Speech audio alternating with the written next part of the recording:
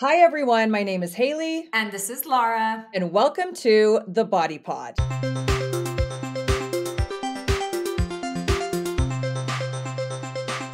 Hi, everyone. Welcome back. We are so excited. I'm so excited. I have Dr. Stacy Sims. I'm actually sitting in New Zealand with her right now.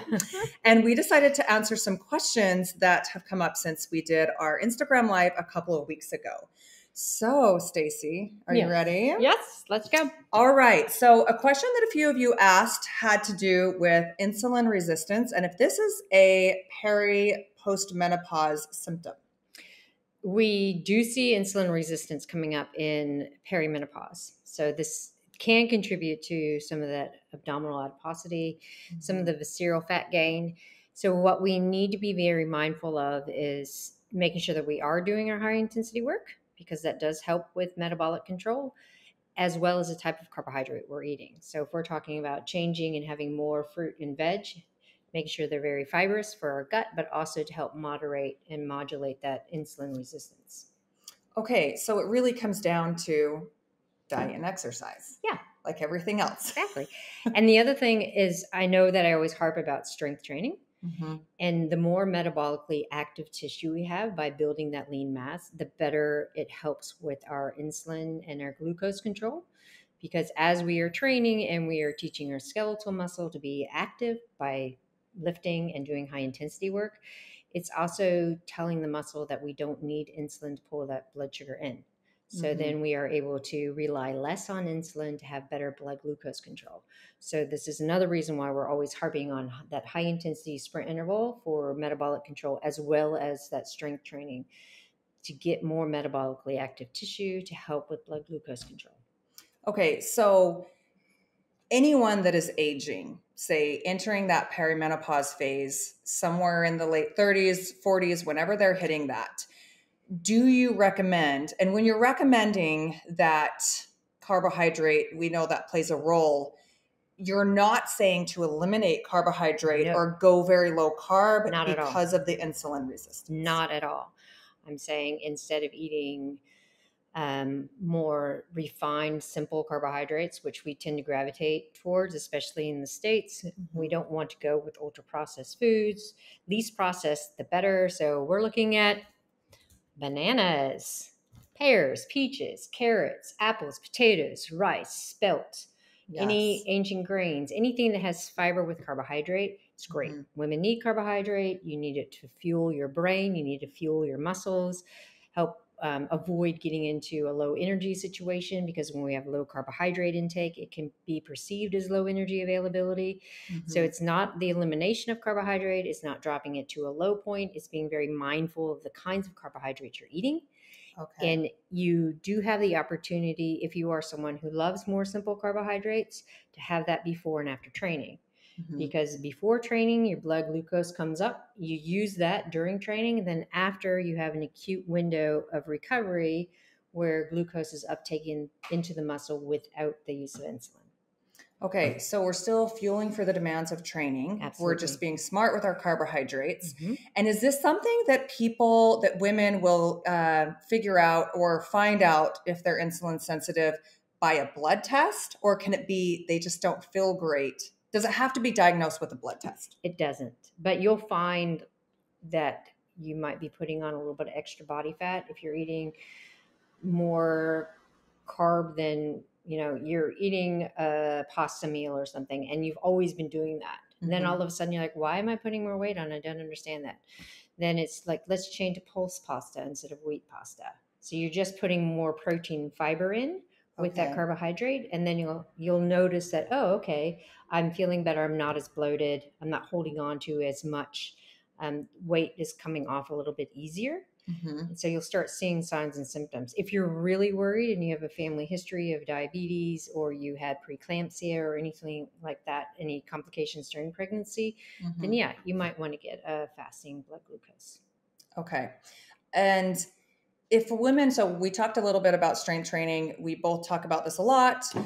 For women that are postmenopausal and they're hearing the message about strength training, but they're still a little bit timid, fearing injury. Mm-hmm. There's still a way that they can work around that strength training without this fear. There's more than one method to the heavy lifting. Yeah. So I want people to realize that we're not talking about a training block.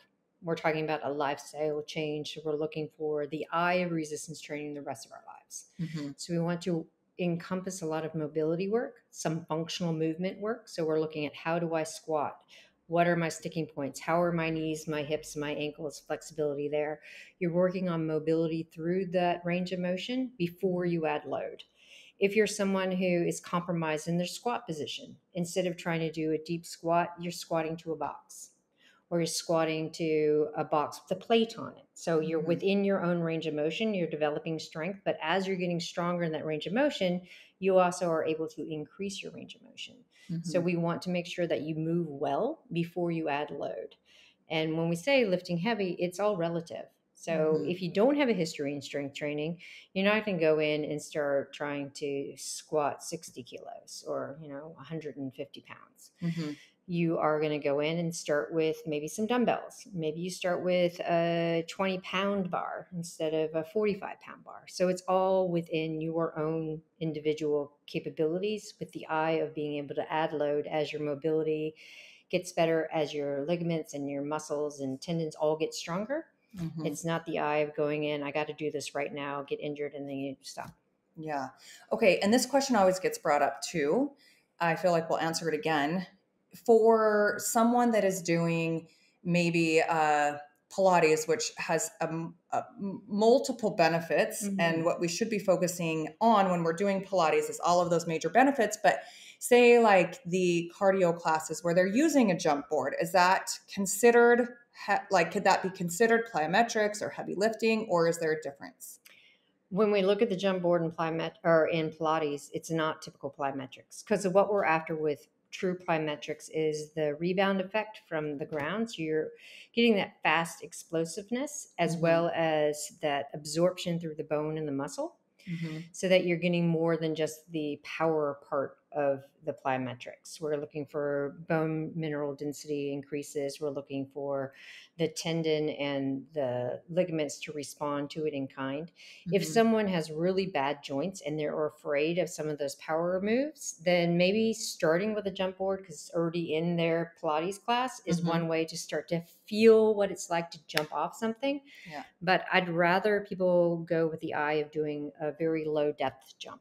So they're understanding what it feels like to step off something, do a proper landing with soft knees, absorbing through the muscles and not necessarily the joints, and then building up.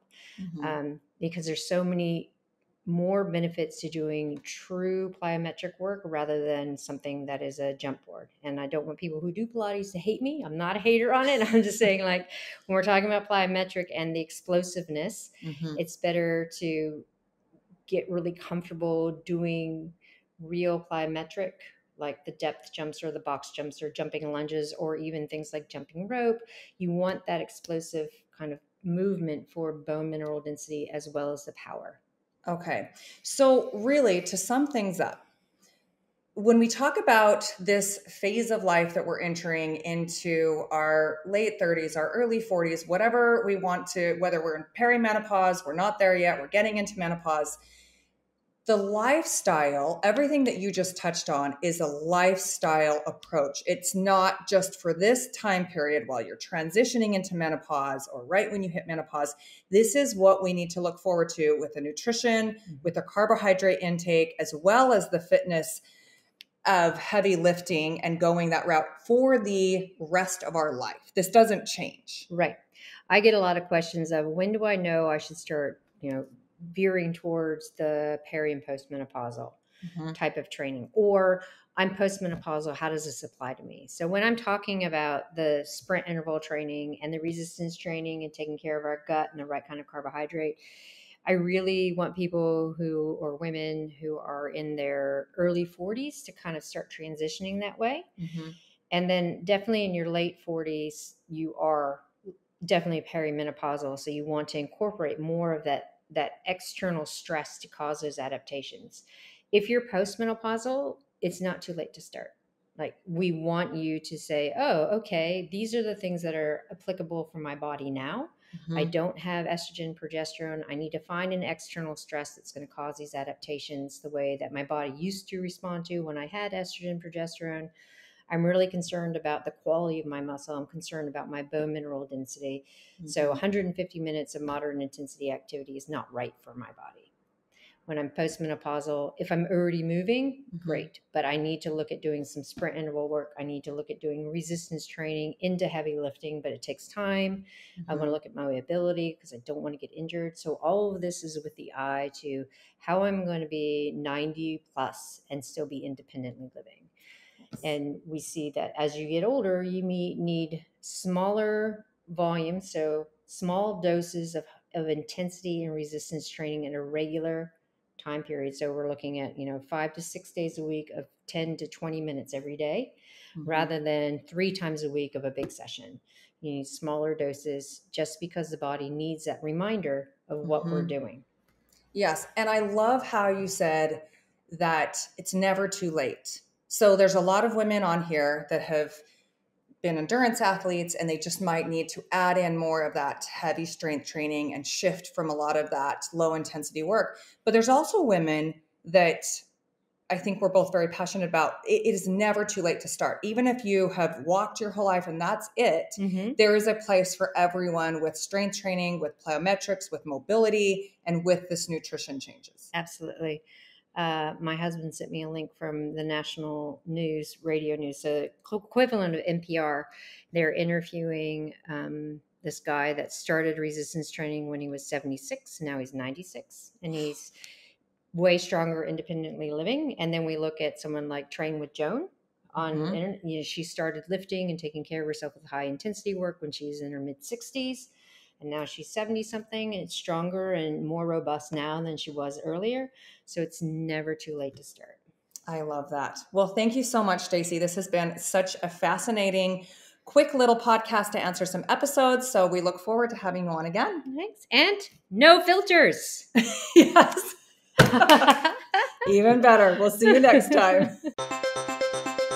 Thanks for listening, everyone. If you enjoyed this episode, please consider giving us a 5-star rating and sharing the Body Pod with your friends. Until next time.